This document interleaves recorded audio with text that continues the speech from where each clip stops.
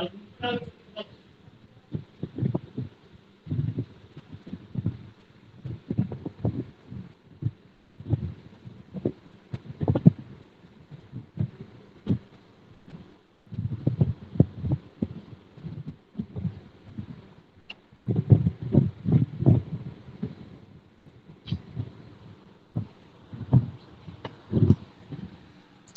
Good morning once again बच्चों। I think अभी screen आप लोगों को विजिबल हो रही होगी।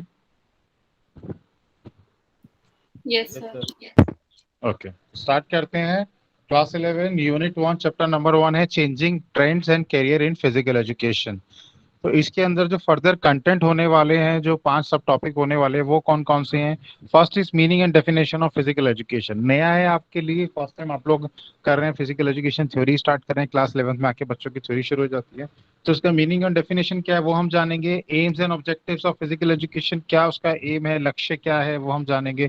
Career options in physical education, physical education करके आप क्या बन सकते हैं, आगे करियर में क्या अचीव कर सकते हैं, वो हमें चैप्टर तक पता लग जाएगा। Then competitions in various sports at national and international level, कि कौन कौन से कॉम्पिटिशन्स होते हैं राष्ट्रीय अंतर्राष्ट्रीय लेवल पे। And last Khelo India programme. तो खेलो इंडिया प्रोग्राम ने आपने आपने इस बारे में बहुत सुना होगा, टीवी में भी देखा होगा, वही आज हम जानेंगे। कुछ डिड यू नो फैक्ट्स हम देख लेते हैं, क्योंकि कई बार जो एमसीक्यू क्वेश्चन है वो यहाँ से भी आ जाते हैं। तो physical education is an integral part of total education process. Total education process का एक इंटीग्रल पार्ट है, सबसे लिंक्ड है आपस में। It is having a proper space in elementary to higher education system by NCERT and UGC. तो क्या है, ये बचपन से ही, मतलब छोटे बच्चों को ना, जो एलिमेंट्री एजुकेशन प्राइमरी से लेके आगे तक जो है यूजीसी तक, यूनिवर्सिटी तक पढ़ाया जाता है फिजिकल एजुकेशन। अब आप सोचेंगे कि यहाँ पे तो सिर्फ 11th में बुक शुरू हुई है, तो ऐसा जरूरी नहीं है कि बुक का एग्जाम आपका हो वो 11th-12th में है। But health education, first aid, fitness, hygiene, कैसे डिजीज से बचा जा सकता है, ये सारी चीजें कहीं ना कहीं आपको बचपन से ही, चाहे वो प्राइमरी में ईवीएस हो या सेकेंडरी में बायोलॉजी हो, के थ्रू थोड़ा बहुत बताता जाता रहा है। Sports journalism is a prime career option in future. अभी से देखने को मिल रहा है, जैसे जैसे आप देखेंगे। पहले ये सब टूर्नामेंट्स कहाँ थे, आईपीएल, आईएसएल, ये सब नहीं होते थे, सिर्फ नॉर्मल क्रिकेट टूर्नामेंट होते थे, वो भी साल में एक या दो तीन बस। बट अभी क्या, डिफरेंट डिफरेंट इतनी सारी लीग्स आ गई हैं, इतने सारे टूर्नामेंट्स आ गए हैं।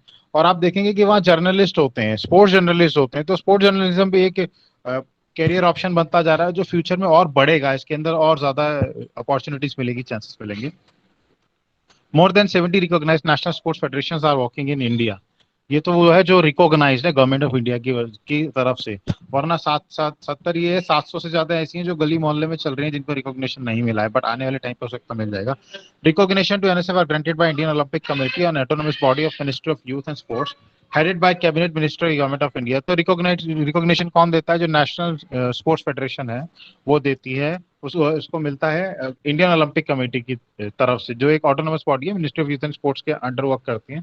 और जो कैबिनेट मिनिस्टर होते हैं, जो स्पोर्ट्स मिनिस्टर होते हैं, वो इसको लीड करते हैं, इसको हेड करते हैं। Board of cricket control of India only administrative body, not a national sports federation. BCCI richest board है क्रिकेट का, वर्ल्ड का रिचेस्ट बोर्ड है, सबसे ज्यादा पैसा है भारतीय क्रिकेट बोर्ड के पास। ये एक नेशनल स्पोर्ट्स फेडरेशन नहीं आता। All international competitions are distinguish into 4 main categories. तो उसको इन 4 कैटेगरीज में बांट देते हैं जो इंटरनेशनल कॉम्पिटिशन्स हैं।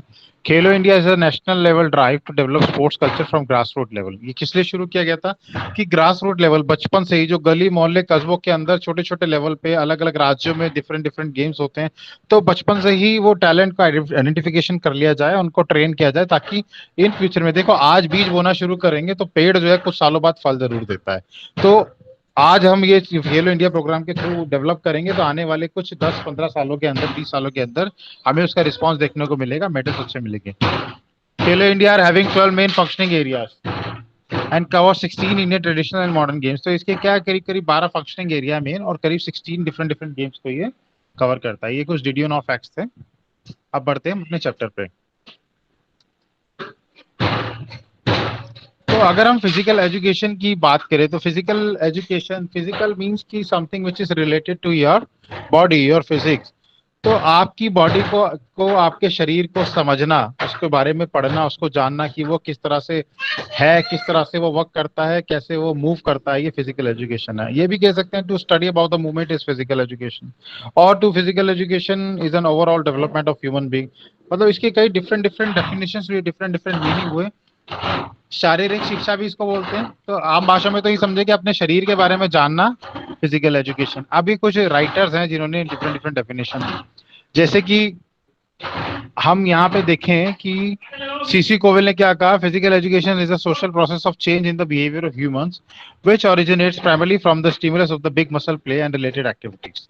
तो वहीं रोजलिन कैसिडी ने क्या कहा, physical education is a sum of changes in an individual caused by experience centering motor activity. तो मोटर एक्टिविटी क्या होती है, जो आप चल फिर रहे हैं ना, 5 मोटर कंपोनेंट होते हैं, याद रखना 12th में भी है, strength, speed, endurance, flexibility, coordinative ability. तो ओवरऑल इसको बढ़ाता है। डेलबर्ट ने क्या कहा, physical education is a sum of those experiences which come to the individual through movements.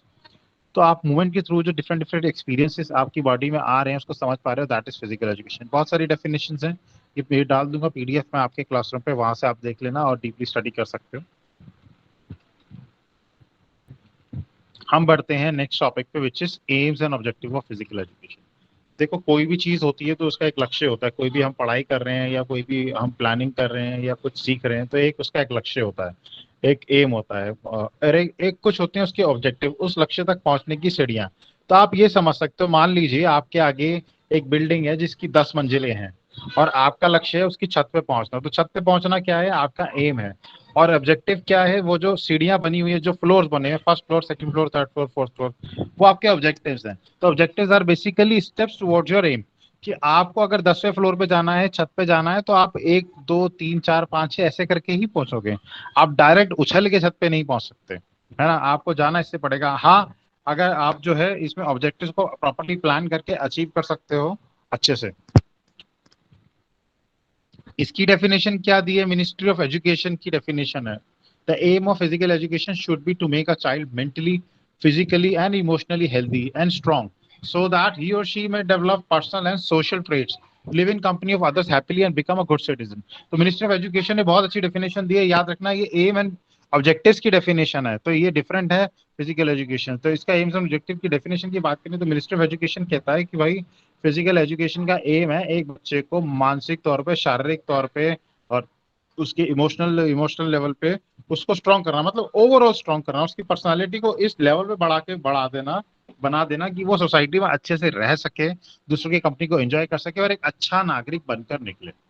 वहीं डॉक्टर जे.एफ. विलियम्स ने क्या कहा, physical education should aim to provide skilled leadership, adequate facilities and ample time for the individual and the groups to participate in activities that are physically wholesome, mentally stimulating and socially sound। According to him, only those activities should be selected for the personality which are beneficial for health। तो उसने भी, J Williams ने भी यही बात मोटी मोटी कही है कि भाई सोशली तौर पे, मानसिक तौर पे और शारीरिक तौर पे हर तरह से उसको स्ट्रॉन्ग करना, कुछ एक्टिविटीज के थ्रू उन एक्टिविटीज सेलेक्ट करना जो फिजिकली उसको बेनिफिट दे सके, उसकी पर्सनालिटी को एनहांस कर सके। तो अगर हम इसके एम्स एंड ऑब्जेक्टिव्स देखें तो फिजिकल डेवलपमेंट क्या क्या हो सकते हैं, physical development, social development, spiritual development, mental development, emotional development, है ना, सारे एस्पेक्ट कवर कर लिए। एक फ्लो चार्ट आपको दिख रहा होगा स्क्रीन के ऊपर। All round development, all round development क्या है, एम, ऑब्जेक्टिव क्या है, physical development, mental development, social development, emotional development, spiritual development. Aim आपके साथ क्लियर है, आप ये धीरे धीरे अचीव करेंगे। 5वीं मंजिल है ऑलराउंड डेवलपमेंट, पहली, दूसरी, तीसरी, चौथी, 5वीं है वो छत है, तो इसको जाना है आपने। फिजिकल डेवलपमेंट की अगर हम बात करें तो फिजिकल डेवलपमेंट को अगर हम समझे तो क्या है कि आप फिजिकल एजुकेशन के थ्रू फिजिकल एक्टिविटीज को समझें, उनको करें या कराएं, और फिजिकली किसी पर्सन को, प्लेयर को जो कर रहा है उसको स्ट्रांग बनाए, उसके जो सिस्टम्स है, चाहे वो ब्लड सर्कुलेशन सिस्टम हो, रेस्पिरेटरी हो, मस्कुलर हो, डाइजेस्टिव सिस्टम हो, वो पहले से बेटर काम करने लगे, एफिशिएंटली काम करने लगे। जो ऑर्गन्स है बॉडी के अंदर डिफरेंट डिफरेंट, वो हेल्दी रहे, उनका साइज, उनका वेट जितना होना चाहिए अप्रोप्रिएट रहे। जो आपकी बॉडी के अंदर, चाहे वो ब्लड प्रेशर हो, डायबिटीज हो, ओबेसिटी, अर्थराइटिस, ये दिक्कतें आपको ना फेस करनी पड़े, डिजीज से दूर रहे, बीमारियों से दूर रहे, एक्टिव लाइफस्टाइल को कैरी करें, तो ये क्या हुआ, पूरा फिजिकल डेवलपमेंट। तो इसका एक ऑब्जेक्टिव है फिजिकल डेवलपमेंट। अब बात करते हैं हम मेंटल डेवलपमेंट की। तो फिजिकल एजुकेशन में कुछ एक्टिविटीज ऐसी भी होनी चाहिए जो भाई ब्रेन को अलर्ट कराए, कंसंट्रेशन पावर बढ़ाए, फोकस पावर बढ़ाए। होती है ना गेम्स, चेस है, चेस आपको फिजिकली स्ट्रांग नहीं कर रहा बट आपको मेंटली बहुत स्ट्रांग करता है। आपको उसकी different different strategies, different different rules, जो लोग अच्छे प्लेयर्स होते हैं चेस के, वो कई चालें आगे की सोच के रख लेते हैं, पहले से उनको मूव्स पता होते हैं, भाई मैं ये चलूंगा, सामने वाला ये चलने पे मजबूर होगा, फिर मुझे ये चलना है, फिर मुझे ये चला तो मुझे चलना, तो पहले से ही उनका कंसंट्रेशन लेवल, फोकस लेवल इतना जबरदस्त हो जाता है। और जब आपका माइंड स्ट्रांग होगा, आपकी बॉडी स्ट्रांग होगी, तो ओवरऑल आपकी जो पर्सनैलिटी है वो स्ट्रांग हो जाएगी। तो एक एम ये भी है कि मेंटली किसी स्टूडेंट को, किसी बच्चे को उस लेवल पे डेवलप करना कि वो जो नेगेटिव इमोशंस है, जैसे स्ट्रेस है, टेंशन है, एंजाइटी है, फटीग है, इनसे दूर हो जाए और पॉजिटिव वे पे जाए, लाइफ के अंदर वो अचीव करे चीजों को, मेंटली स्ट्रांग हो, उसके अंदर डिसीजन टेकिंग पावर हो, उसके अंदर लीडरशिप क्वालिटी। देन हम बात करते हैं सोशल डेवलपमेंट की। कहते हैं human is a social animal, कि भाई इंसान जो है वो एक तरह से सामाजिक पशु है या सामाजिक प्राणी है। क्यों? क्योंकि इंसान जो है वो एक समाज में रहना पसंद करता है, रहना चाहता है, सोसाइटी में रहना पसंद करता है। क्या हो अगर आपको एक शानदार विला, एक शानदार बंगला दे दिया जाए और जिस जगह पे दी जाए वहां पे दूर दूर तक, कई किलोमीटर तक आपके अलावा कोई ना रहता हो, कैसा लगेगा आपको? सर बोर हो जाएंगे। बोर हो जाओगे, मतलब सब बेकार है।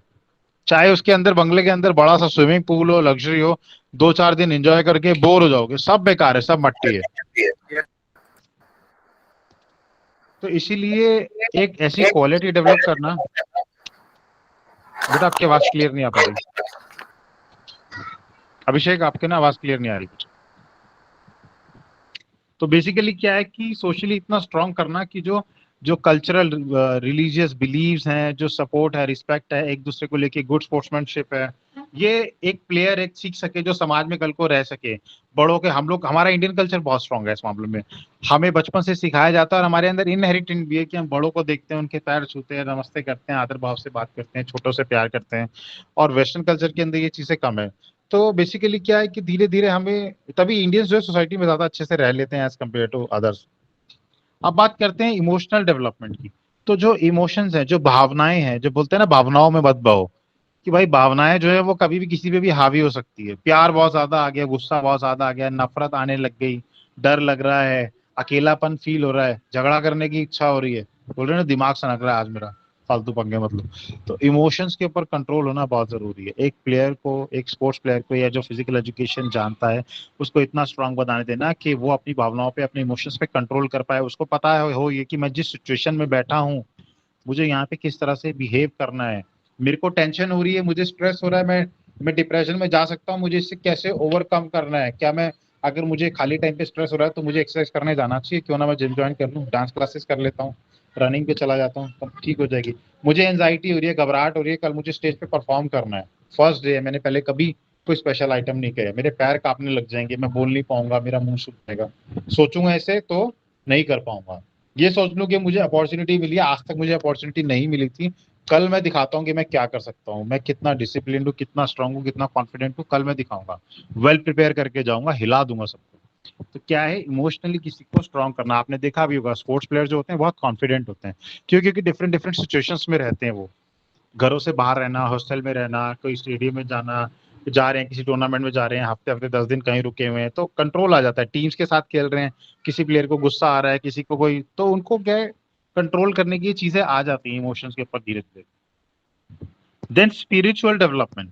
स्पिरिचुअल डेवलपमेंट मीन्स पीस की तरफ जाना, शांति की तरफ जाना, पॉजिटिव माइंडसेट सेट की तरफ जाना, एनर्जी, पॉजिटिव वाइब्स क्रिएट करना। तो ये फिजिकल एजुकेशन का एक एम है कि जो प्लेयर्स हैं उनके बीच में इस तरह की पॉजिटिव वाइब्स क्रिएट की जाए, वो पीस की तरफ जाए रादर देन झगड़े और सब की तरफ। तो ये कुछ ऑब्जेक्टिव्स थे इसके जो अभी हमने पढ़े। अब हम आगे बढ़ते हैं, career options in physical education. तो फिजिकल एजुकेशन, सपोज आप में से कोई बच्चा कहता है कि सर मैं अगर फिजिकल एजुकेशन में करियर बनाना चाहूँ, अगर मैं फिजिकल एजुकेशन चूज करता हूँ कि भाई मुझे इसमें करियर बनाना है आगे, तो मुझे ये तो पता है कि मैं फिजिकल एजुकेशन टीचर बन सकता हूँ, जैसे कि आप वो अभी हमें पढ़ा रहे हो, बट उसके अलावा और क्या हो सकता है, क्योंकि हर कोई तो टीचर नहीं बन सकता। तो और क्या क्या ऑप्शन है इसके अंदर, तो वही आपको बताएंगे। ये सामने अगर आप देखोगे, एक टेबल आपको दिख रहा होगा। Number 1 in teaching sector. तो टीचिंग सेक्टर में कहाँ कहाँ जॉब लग सकती है?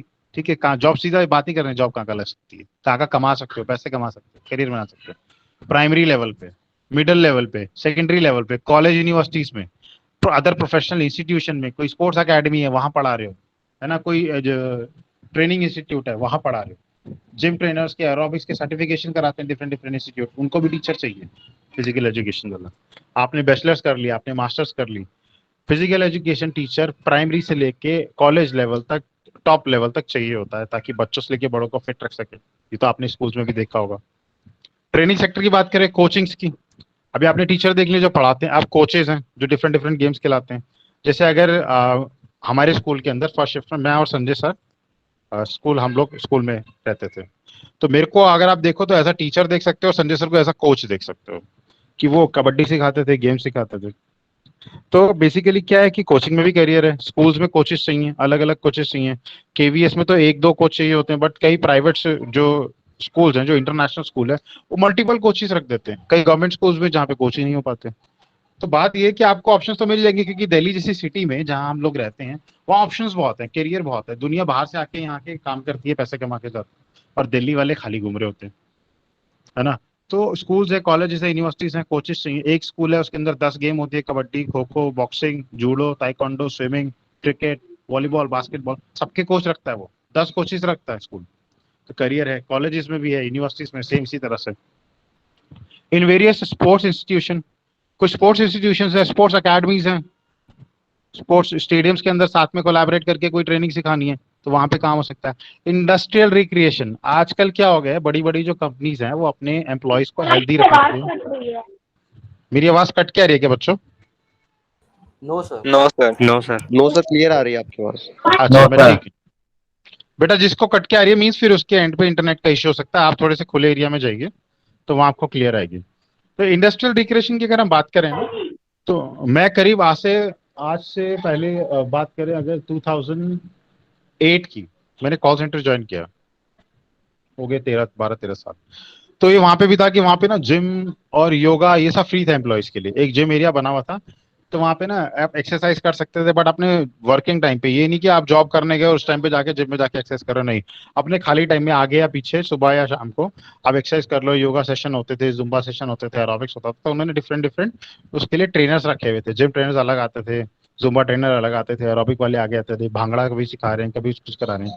तो इंडस्ट्रीज भी कर रही है। जॉनसन एंड जॉनसन में जब मैं, मेरी जॉब लगी एक जगह जॉनसन एंड जॉनसन कंपनी के अंदर नोएडा के अंदर, वहां पे मुझे ऐसा ट्रेनर, मुझे जॉब लगी, वहां मुझे इंडस्ट्री के लोगों को वहाँ जिम के अंदर एक्सरसाइज करानी थी। तो काम क्या है आजकल इंडस्ट्री रखती है, ये भी करियर अच्छा ऑप्शन है। देन स्पोर्ट्स फैसिलिटी मैनेजमेंट, मान लो आपकी जॉब लग जाती है एक जिम के अंदर एज अ मैनेजर, आपको वहाँ ट्रेनिंग नहीं करानी, बट आपको पूरी स्पोर्ट्स फैसिलिटीज को मैनेज करना है। एक जिम, अच्छे जिम के अंदर कई सारी चीजें होती हैं, वेट ट्रेनिंग सेक्शन होता है, कार्डियो सेक्शन होता है, जिसको जैसे ट्रेडमिल्स, क्रॉस ट्रेनर, ये सब है। वेट ट्रेनिंग में डंबल, प्लेटें, मशीनरी आ गई, है ना। Free and exercises chest area press section होती हो गया, हाँ, चेस्ट प्रेस है, डिफरेंट डिफरेंट बहुत सारी है। वहाँ पे एरोबिक सेक्शन है, वहाँ एरोबिक्स होता है, डांस सेक्शन है, डांस हो रहा है, जुम्बा हो रहा है, मतलब डिफरेंट फंक्शनल ट्रेनिंग के लिए अलग बनाया। तो मैनेजर का काम किया सारी स्पोर्ट्स फैसिलिटीज को मैनेज करना, कौन सी वर्किंग कंडीशन में है, कौन सी नहीं है, किसको रिपेयर की जरूरत है, किसको सर्विसिंग की जरूरत है, किसको बदल देना चाहिए, किसको नया लाना चाहिए, ट्रेनर्स को कैसे बुलाना है, कोचिस को कैसे बुलाना है, क्लाइंट्स को किस तरह से मैनेज करना है। एडमिनिस्ट्रेशन फर्दर नेक्स्ट लेवल और टॉप लेवल आ गया इसका, कि इन स्पोर्ट्स मैनेजर्स को भी आपने मैनेज करना शुरू कर दिया। सपोज आप एक टॉप लेवल एडमिनिस्ट्रेटर है, और आपके अंडर में 4 सेक्शन आ गए किसी जिम के, और चारों पे आपने एक एक मैनेजर रखा, आप उनको मैनेज कर रहे हैं। तो आप बेसिकली क्या हो गया, आप एडमिनिस्ट्रेटर हो गए, देन नीचे टीम लीडर्स टाइप हो गए, मैनेजर्स हो गए। देन बात करते हैं in health and fitness related sectors, sports fitness trainer, medicine trainer, sports dietitian. तो अगर आप देखोगे कि ये सारी बात, अगर इसको छोटे से एग्जांपल समझे तो जिम कोचेस, जिम ट्रेनर्स की वैकेंसीज बहुत हैं, जो फिटनेस सेंटर्स बने हुए हैं जहाँ पे अलग अलग तरीके से फिटनेस कराई जाती है। वहाँ पे मेडिसिन, स्पोर्ट्स मेडिसिन अगर आप कर लेते हैं फर्दर आगे जाके, तो स्पोर्ट्स मेडिसिन कुछ होती हैं जिसको सजेस्ट किया जाता है, प्रॉपर गाइडेंस के अंदर एथलीट्स लेते हैं। यहाँ मैं स्टीरॉइड्स की बात नहीं कर रहा, कुछ परफॉर्मेंस एनहांसिंग ड्रग्स की बात कर रहा हूँ। देन स्पोर्ट्स डाइटिशियन, किसका न्यूट्रिशन किस तरह से रहेगा, कितना डाइट एक प्लेयर को लेना चाहिए, जूडो वाले प्लेयर को कितना खाना है, भाई वो तो वेट के अकॉर्डिंग गेम है, कॉम्बैट स्पोर्ट है, अपना वेट मेंटेन रखना है, वेट कैटेगरी के साथ चलना है, कितना खाना चाहिए, वेट डाउन करना है तो कितना खाना है, आप करना है तो कितना खाना है, वीकनेस भी ना है किसी को कुछ, मतलब हर गेम के हिसाब से उसका डाइट प्लान करना। स्पोर्ट्स साइकोलॉजी, प्लेयर की साइकोलॉजी समझना। साइकोलॉजिस्ट आजकल क्या होता है कि बड़े बड़े जो टीम्स होती हैं उनके साथ साइकोलॉजिस्ट जुड़े होते हैं, स्पोर्ट्स साइकोलॉजिस्ट। कोई प्लेयर अगर टेंशन में चल रहा है, करियर खराब चल रहा है, किस तरह से उसको मोटिवेट किया जाए, किस तरह से उसके ब्रेन की मैपिंग करके उसके साथ डिस्कशंस किए जाएं, क्लियर किया जाए, उसकी डिप्रेशन को हटाया जाए, टेंशन को हटाया जाए, रिलीफ दिया जाए, इस तरह से ही काम स्पोर्ट्स साइकोलॉजिस्ट का होता है। स्पोर्ट्स न्यूट्रिशनिस्ट, स्पोर्ट डाइटिशियन, काफी हद तक सेम है, डाइट वो भी बनाते हैं, ये भी बनाते हैं। इनका काम होता है न्यूट्रिशन को प्रॉपरली बैलेंस करना, मैक्रोस को डिसाइड करना, भाई प्रोटीन किसको कितना लेना है, कार्बोहाइड्रेट कितना लेना है, फैट कितना लेना है। In gym as athletic trainer, gyms के अंदर डिफरेंट डिफरेंट ट्रेनर्स होते हैं, वेट ट्रेनिंग ट्रेनर है, पावर लिफ्टिंग ट्रेनर है, वेट लिफ्टिंग ट्रेनर है, एथलेटिक ट्रेनर है। हेल्थ एंड फिटनेस इंडस्ट्री के अंदर डिफरेंट डिफरेंट जॉब्स है, चाहे वो ट्रेनर्स की जॉब हो, चाहे वो मैनेजर्स की हो, फ्रंट डेस्क की जॉब हो, पैकेजेस देने की हो, या फील्ड की जॉब हो। Then in performance related sectors कौन कौन से हो गए जहाँ पे करियर है? प्रोफेशनल प्लेयर्स, भाई आप फिजिकल एजुकेशन को, स्पोर्ट्स को साथ में चूज करें, प्रोफेशनल प्लेयर बन जाए। विराट कोहली प्रोफेशनल प्लेयर है, करियर तो उसका भी, पैसे तो वो भी कमा रहा है ना करोड़ों में। स्पोर्ट्स प्लानिंग ऑफिसर, टूर्नामेंट कराना है, स्पोर्ट्स प्लानिंग ऑफिसर चाहिए होते हैं, ये टूर्नामेंट कराना है, कौन कौन सी कमेटीज बनेंगी, किस किस को बुलाया जाएगा, टीमों की कितनी टीमें बुलाए जाएं, कैसे कैसे उनकी फी रखनी है, क्या प्राइस देना है, गेस्ट किसी को बुलाना है, चीफ गेस्ट, सारा काम जो है स्पोर्ट्स प्लानिंग ऑफिसर का होता है। स्पोर्ट्स मैनेजमेंट, जो फर्दर स्पोर्ट्स को मैनेज करते हैं इस तरह से कि भाई टूर्नामेंट किस जगह पे होगा, इक्विपमेंट कौन कौन से लगेंगे, ग्राउंड किस तरह का है, वगैरह वगैरह। Recreational sports management, recreational means ऐसी एक्टिविटी जो खाली टाइम पे की जाए, है ना, यहाँ कंपटीशन की बात नहीं कर रहे। रिक्रिएशनल, छोटे बच्चे घर के बाहर खेलने चले जाते हैं सुबह दोपहर शाम, आप लोग भी खेलते हैं, इस ग्राउंड में खेल लिए, कुछ खेल लिए, मोस्टली सभी लोग खेलते हैं, मगर सभी लोग लाइफ में प्लेयर बनने के लिए नहीं खेलते। तो आजकल ऐसे कोचेस भी चाहिए, ऐसे मैनेजर भी चाहिए, रिक्रिएशनल एक्टिविटी करा दे, पकड़म पकड़ाई खिला दे, आग में चोली खिला दे, ऊंच नीच का पापड़ा खिला दे स्कूल के अंदर। परफॉर्मेंस एनालिस्ट, एनालिस्ट, किसी प्लेयर की क्या परफॉर्मेंस चल रही है, उसने कितना ग्रो किया है एक साल के अंदर, क्या उसका ग्राफ बन के आया है, पूरा उसका स्टैट्स को इकट्ठा करना और साथ में इसको एनालाइज करना कि कहाँ कमी है, क्या जरूरत है चेंज करने की, ये सारा काम आ जाता है परफॉर्मेंस एनालिस्ट का। इन मीडिया सेक्टर ये आप बहुत ग्रो कर रहे हैं। स्पोर्ट्स जर्नलिज्म, मैंने थोड़ी देर पहले ही बताया था कि स्पोर्ट्स वीडियो नो फैक्ट्स में स्पोर्ट्स जर्नलिज्म का बहुत ज्यादा बूम कर रहा है, क्योंकि अभी क्या डिफरेंट डिफरेंट टूर्नामेंट्स हो रहे हैं और जर्नलिस्ट की जरूरत होती है जो उसे स्पोर्ट्स के बारे में नॉलेज भी रखता हो। पहले तो क्या था कि कोई भी न्यूज एंकर खड़ा होकर बोलना शुरू कर देता था, बट आपको उस फील्ड की, उस गेम की नॉलेज होनी चाहिए, तभी आप उसको अच्छे से बता पाएंगे, कवर कर पाएंगे। Book authors, different different books and different different magazines है। क्रिकेट स्टार एक आती थी मैगजीन, अभी तक आती है, तो बहुत अच्छा। हेल्थ एंड फिटनेस आती है, तो आपको डिफरेंट डिफरेंट मिल जाएंगे, उनके ऑथर आप बन सकते हैं, मीडिया सेक्टर के अंदर करियर बना सकते हैं। स्पोर्ट्स फोटोग्राफी, स्पोर्ट्स फोटोग्राफी, कहीं मैच चल रहा है, टूर्नामेंट चल रहा है, डिफरेंट डिफरेंट एक्शन फोटोज चाहिए होते हैं। न्यूज़पेपर देखोगे ना, इंडिया मैच जीता, यस अगले सर, दिन यस सर। बहुत बड़ी फोटो बनी होती है, कप उठा रखा है, शॉट मारता हुआ है, युवराज सिंह ने डाई मार के कैच पकड़ा हुआ है, धोनी ने स्टंप भी किया। तो ये काम, ये फोटोज जो होती हैं फोटोग्राफर्स का काम होते हैं कि डिफरेंट डिफरेंट एंगल से पकड़ लेना। स्पोर्ट्स ब्रॉडकास्टिंग, स्पोर्ट्स को टेलीकास्ट कराना, मीडिया के थ्रू टीवी पे दिखाना, अब तो ओटीटी प्लेटफॉर्म्स आ गए हैं, उन पे दिखाना। तो धीरे धीरे क्या है, कितना काम बढ़ रहा है, अगर आप देखोगे तो जर्नलिज्म में भी, मीडिया सेक्टर में भी काम बढ़ रहा है। Sports advertising, sports equipment marketing, sports के एडवर्टाइज करना, कोई टूर्नामेंट होने वाला है, आईपीएल की एड 2 महीने पहले से आ जाती है, लोगों को पता होता है भाई किस दिन से शुरू हो रहा है, तो धीरे धीरे लोग रिमाइंडर लगा लेते हैं, देखना शुरू करते हैं, रिचार्ज करा लेते हैं, जिनके पास चैनल नहीं होता चैनल ले लेते हैं, सब्सक्रिप्शन ले लेते हैं। स्पोर्ट्स इक्विपमेंट की मार्केटिंग करना, जिम्स के इक्विपमेंट की मार्केटिंग आप देख लोगे, किसी जगह जगह पे आपको दिख जाएंगे। आप कोई प्लेयर है वो उसके बारे में बता रहा है, कोई प्लेयर कोई एंडोर्स कर रहा है किसी स्पोर्ट्स इक्विपमेंट को, तो उसके बारे में बता देता है, तो लोग खरीदने लगते हैं ज्यादा। स्पोर्ट्स इंडस्ट्री, स्पोर्ट्स इंडस्ट्री पूरे गुड्स बनाना, इक्विपमेंट बनाना, स्पोर्ट्स के डिफरेंट डिफरेंट, आप देखोगे स्पोर्ट्स की शॉप्स होती हैं, है ना, आप वहाँ से स्पोर्ट्स के सारे वो ले सकते हैं, इक्विपमेंट ले सकते हैं, different different cricket bat ball, क्या क्या डिफरेंट डिफरेंट चीजें, सारी चीजें आप वहाँ से ले सकते हैं। तो ये भी एक कैरियर है। तो ये हमने डिफरेंट डिफरेंट इतने सारे करियर यहाँ पे हमने डिस्कस करे।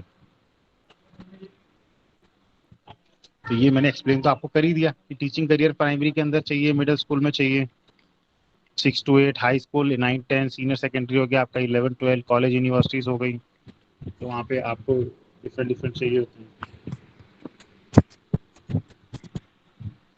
फिजिकल एजुकेशन डिपार्टमेंट, हर कॉलेज यूनिवर्सिटीज के अंदर ना, स्कूल्स के अंदर भी फिजिकल एजुकेशन डिपार्टमेंट्स होते हैं डिफरेंट डिफरेंट, वहाँ पे भी स्पोर्ट्स एक्सपर्ट हो गए, कोचेस हो गए, इनकी जरूरत पड़ती है। ये सब हम डिस्कस कर चुके कोचिंग करियर सेक्टर के साथ। आगे बढ़ते हैं।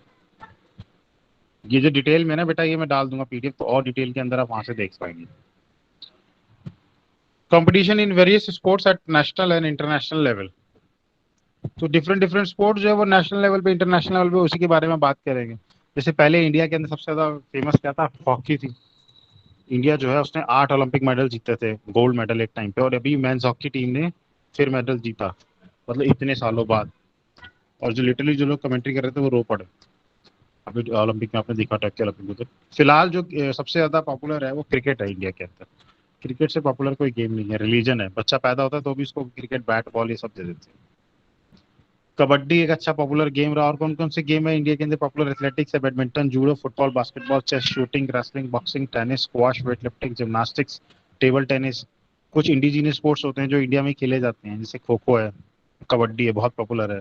कबड्डी तो बाहर भी खेला जाता है। लेग क्रिकेट तो आप लोग स्कूल के अंदर भी खेलते थे, है ना, फॉर्म होम फॉइल की बॉल यस बना सर। बना के। कितनी फेंकी है मैंने होम फॉइल की बॉल आपकी, उठा उठा के, या किसी सर बॉल खो से खो भी फेंके। सारी। हाँ हाँ, तो रिसर्च में खेलने लग जाते थे, छोटा सा ग्राउंड और पूरा स्कूल उसके अंदर, और पता लगा 5-5 6-6 जगह लेग क्रिकेट चल रहा है। कोई समोसा खाता हुआ जा रहा है, उसके समोसे पे बॉल लगी, समोसा गिर गया, वो पड़ोस में खड़ा होकर रो रहा है, भाई मेरा समोसा गिर गया।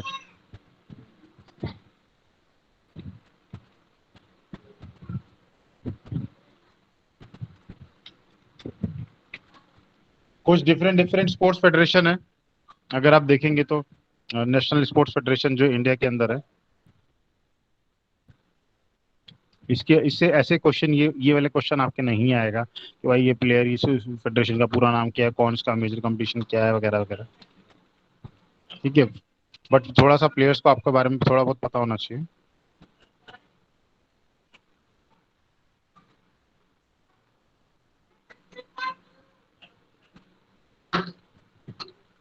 ये देखते हैं, ये क्वेश्चन आ जाता है, major responsibilities of national federation, कि नेशनल फेडरेशन की मेजर रिस्पॉन्सिबिलिटीज क्या होती है। To select the national team, जो राष्ट्रीय टीम है उसको सिलेक्ट करना। To recommend the Indian Olympic Association for official sponsorship, किसी को ऑफिशियल स्पॉन्सरशिप चाहिए तो ये आईओए को रेफर करते हैं, किसी प्लेयर का नाम, किसी टीम का नाम। To participate in games conducted under the auspicious of the International Olympic Committee, Olympic Council of Asia, Commonwealth Games Federation, South Asian SAF games हो रहे हैं, ओलंपिक्स हो रहे हैं, कॉमनवेल्थ हो रहा है, ये नेशनल फेडरेशन ही तो आगे भेजती हैं टीमों को और प्लेयर्स को, वही तो कराती हैं उनके जो उनके जो ट्रायल्स हैं या नाम है ये सब।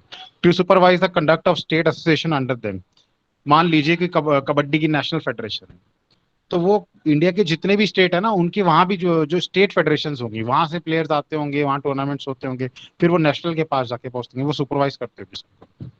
To promote the sports and maintain the decorum of the game, sport को प्रमोट करना, मेंटेन करके रखना डेकोरम उसका। To ensure coordination among state sports, पता लगा भाई आपस में ही लड़ रहे हैं, रूल्स अपने आप से बदल दे रहे हैं, नहीं तो ये कोऑर्डिनेशन बना के चलना, ये काम होता है नेशनल फेडरेशन का। To prepare budget for respective sport, budget बनाना बहुत जरूरी है, इसीलिए कई गेम पीछे रह गए कि बजट ही नहीं है, टूर्नामेंट्स ही नहीं हो पाते। To recommend the names for awards like Rajiv Gandhi Khel Ratna award, Arjuna award and Dronacharya award for excellence in sports. Rajiv Gandhi Khel Ratna award का नाम बदल गया, अभी कोई बता सकता है क्या हो गया? किसी बच्चे को पता है राजीव गांधी खेल रत्न अवार्ड का नाम बदल दिया है, जो सबसे बड़ा अवार्ड है ये खेलों में। ध्यानचंद हो गया। हाँ, मेजर ध्यानचंद खेल रत्न अवार्ड हो गया इसका। और आपको पता है कि ध्यानचंद जी का जन्म दिवस भी आ रहा है अभी 29 अगस्त को, यानी कि कल, जो कि नेशनल स्पोर्ट्स डे होता है ऑल ओवर इंडिया के अंदर। Yes sir. तो ये जो नाम भेजे जाते हैं ना प्लेयर्स की, ये फेडरेशन ही भेजती है आगे गवर्नमेंट के पास, ministry of youth affairs and sports के पास, कि भाई इनको ये नाम भेजें, इनको आप अवार्ड दीजिए। To elect the government governing body at regular period, तो ऐसी गवर्निंग बॉडी को इलेक्ट करना, लोगों का पैनल बनाना जो फेडरेशन को चलाएंगे। To follow the latest rules of international federation, cricket के आईसीसी ने कोई नया नियम ला दिया कि भाई अब से जो है एक ओवर में 6 बॉलें नहीं होगी, 7 बॉलें फेंकी जाएंगी, सपोज एग्जांपल दे रहा हूँ, वैसे ऐसा नहीं होगा कि 7 बॉलें नहीं आएंगी। तो वहां बना दिया, बीसीसीआई कह रहा है नहीं भाई हम तो 6 बॉलों का ओवर कराएंगे, प्लेयर 6 ओवर के बॉलों से प्रैक्टिस कर रहे हैं, वहां पता लगा मैच हुआ, वहां 6 बॉल फेंक के वो चला गया, दूसरा आ गया, अंपायर ने लेके मैच वहां फाइन लगा दिया। तो इंटरनेशनल रूल्स कैसे चेंज हो रहे हैं, फेडरेशन क्या बना रही है, उसकी नॉलेज नेशनल वाली को होगी, तभी तो वो आके टीम को बताएगा, प्लेयर्स को बताएगा। तो नेशनल फेडरेशन का काम है कि उन लेटेस्ट रूल्स को जानकारी रखना, कराना, ट्रेनिंग कराना, बताना उस बारे को प्लेयर्स को। लिस्ट ऑफ इंटरनेशनल कॉम्पिटिशंस, तो यहाँ पे बताया था कि ये जो कौन कौन से हो सकते हैं, मल्टी स्पोर्ट्स इवेंट हो सकते हैं, commonly refer to as games, where athletics events form part of a wider sporting programme. Then world championship हो सकती है, जिससे सब गेम की अलग अलग थी, कबड्डी की वर्ल्ड चैंपियनशिप चल रही है, एथलेटिक की वर्ल्ड चैंपियनशिप चल रही है। कॉन्टिनेंटल और रीजनल चैंपियनशिप हो सकती है, जैसे कि कुछ 4-5 कंट्रीज का मिलके हो गया, South East Asian Federation Games हो गए, इस तरह से। Competition where the invited national athletes have a shared language, religion, ethnicity, occupation, political allegiance. चौथा, जैसे मान लीजिए एक ट्राई सीरीज चल रही है इंडिया, पाकिस्तान और बांग्लादेश की, तो इंटरनेशनल टूर्नामेंट ही है। सबसे ऊपर वाला मल्टी स्पोर्ट कौन सा हो गया? ओलंपिक गेम्स, कॉमनवेल्थ गेम्स, बहुत सारे स्पोर्ट्स होते हैं, different different different different. World championship, separate sport का वर्ल्ड चैंपियनशिप, ताइक्वांडो की वर्ल्ड चैंपियनशिप हो रही है, सिर्फ ताइक्वांडो ही होगा वहां पे, बॉक्सिंग नहीं आगे खेलने लगे, बट पूरे वर्ल्ड के सारे कंट्री से प्लेयर्स आएंगे। कंटिनेंटल कुछ गिने चुने ने आपस में कर लिया। देन कंपटीशन इस तरह का एक जहाँ पे सेम लैंग्वेजेस या थोड़ी बहुत चेंज होती है, एथनिसिटी मिलता जुलता है, 2-3-4 कंट्रीज ने मिलके कर लिया, जैसे क्रिकेट में ज्यादातर आप देखेंगे तो होते हैं। कुछ कॉम्पिटिशन है यहाँ पे लिस्ट दी हुई है, कब कहाँ पे, जैसे ओलंपिक गेम्स 1896 में सबसे पहले हुए थे एथेंस ग्रीस के अंदर।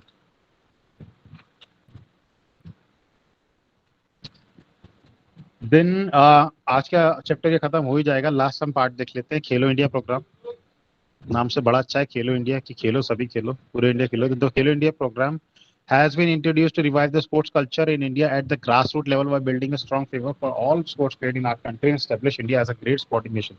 पहले क्या था, भारत में ना खेल बहुत खेला जाता था, सदियों पहले बचपन से ही खेला जाता था, मगर धीरे धीरे ना ये वाली कहावत लोगों के दिल में बैठने लग गई कि पढ़ोगे लिखोगे बनोगे नवाब, खेलोगे कूदोगे होगे खराब। ऐसा नहीं है। एक बड़ी अच्छी कहावत है, शायद महात्मा गांधी जी ने कही थी, healthy body has a healthy mind. स्वस्थ शरीर में ही स्वस्थ मस्तिष्क का विकास होता है, think से, हाँ, निवास होता है सर। तो अगर आपकी बॉडी हेल्दी है, अगर आप खेल रहे हैं, हेल्दी हैं, बीमारियों से दूर हैं, इंजरी से दूर है, फिट एक्टिव है, तभी तो आपका ब्रेन भी काम कर पाएगा, फोकस कर पाएगा पढ़ाई लिखाई या किसी भी चीज पे। अगर आप बीमार ही रहते हैं, लेजी हैं, तो आपका ध्यान, आपका फोकस भी बिगड़ा रहेगा हमेशा। तो खेलो इंडिया प्रोग्राम क्या है कि ग्रास रूट लेवल पे, बचपन में ही, बच्चों के बीच ही, उनके बीच ही इस तरह से एबिलिटी को उनकी इंक्रीज करा देना, चांसेस देना, कॉम्पिटिशन्स कराना, ताकि वहीं से टैलेंट निकल के आने लगे। खेलो इंडिया प्रोग्राम को अगर हम पॉइंट्स के अंदर निकाल के समझने की कोशिश करें तो प्ले फील्ड डेवलपमेंट के जो खेलने के जो ग्राउंड्स है, जो फील्ड्स है, उनके डेवलपमेंट इसके अंदर हो रहा है खेलो इंडिया प्रोग्राम। कई नए नए ग्राउंड्स बन रहे हैं, स्टेडियम्स बन रहे हैं, उनके इनॉग्रेशन हो रहे हैं, जो पुराने हैं उनको ठीक कराया जा रहा है अलग अलग स्टेट के अंदर, डिस्ट्रिक्ट के अंदर।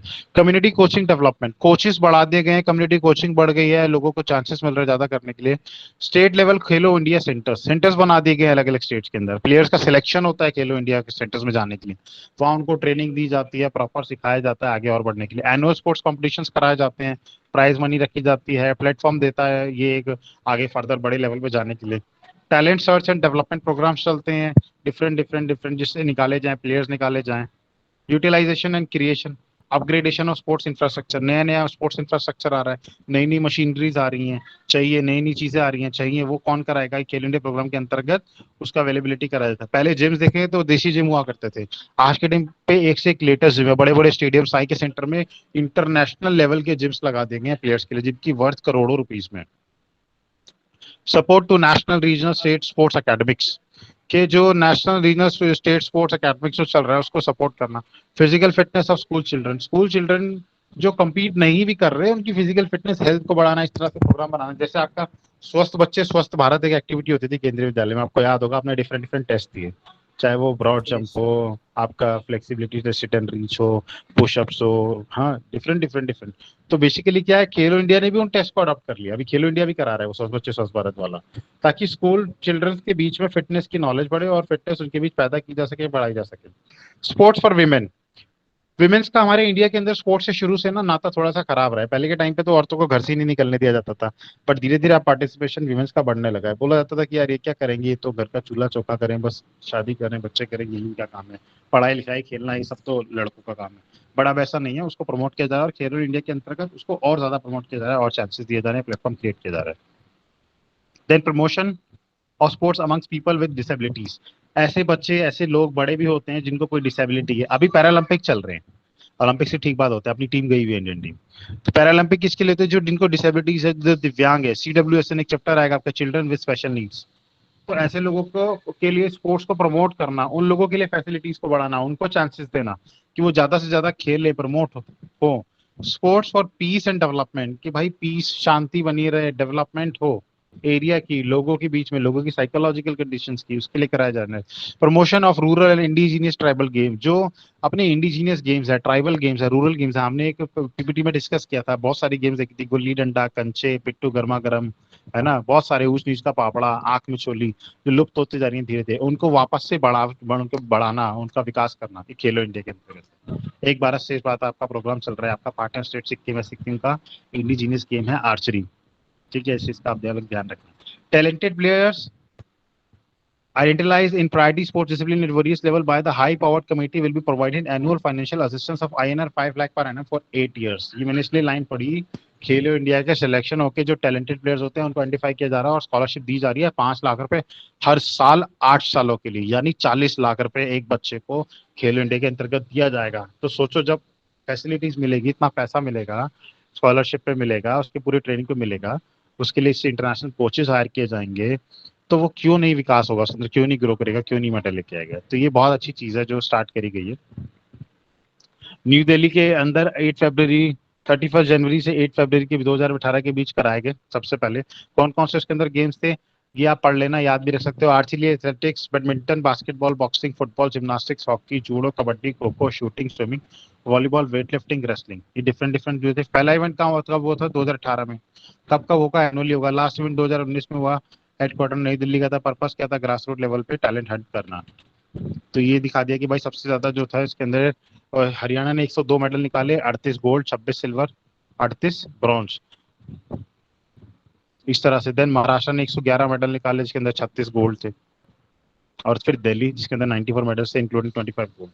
तो ये थे हिस्ट्री है कि भाई नरेंद्र मोदी जी ने इनॉग्रेट किया था खेलो इंडिया को, ठीक है। 31 जनवरी 2018 को ओपनिंग सेरेमनी हुई थी पूरे शिष्य ट्रेडिशन में, इंदिरा गांधी स्टेडियम में। आपको याद होगा तो आप उस टाइम स्कूल में थे और आपको लाइव दिखाया गया था स्क्रीन लगा के।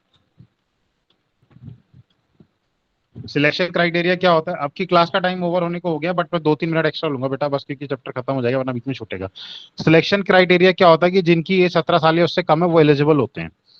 8 स्पोर्ट्स पर्सन लिए जाते हैं, टॉप स्पोर्ट्स पर्सन गेम के अंदर। 4 नॉमिनेशन फेडरेशन देती है, एक सेंट्रल बोर्ड ऑफ सीबीएसई से आता है, एक होस्ट स्टेट देता है, एक ऑर्गेनाइजिंग कमेटी देती है। जैसे ये दिया हुआ है आर्चरी, बैडमिंटन है, शूटिंग के लिए 16 लिए जाते हैं नेशनल स्कूल गेम से, 8 नॉमिनेशन फेडरेशन से, एक सीबीएसई से, एक होस्ट स्टेट से, एक ऑर्गेनाइजिंग कमेटी से, और 6 wild cards will be selected कि कोई बहुत अच्छा प्लेयर बीच में परफॉर्म कर रहे हैं तो इस तरह से ये लोग सिलेक्ट किए जाते हैं। एम क्या है खेलो इंडिया प्रोग्राम का? कि रूरल लेवल पे इंडिजिनियस जो गेम्स जो छुप गए हैं उनको बढ़ावा देना और ग्रास रूट लेवल पे प्लेयर्स को तैयार करना, एनकरेज करना, ये इसका लेवल एम है। ऑब्जेक्टिव्स क्या है अगर स्कीम की बात करें तो पॉपुलराइज कराना इंडिजिनियस गेम्स एंड स्पोर्ट्स को रूरल एंड ट्राइबल लेवल पे जो होते रहे।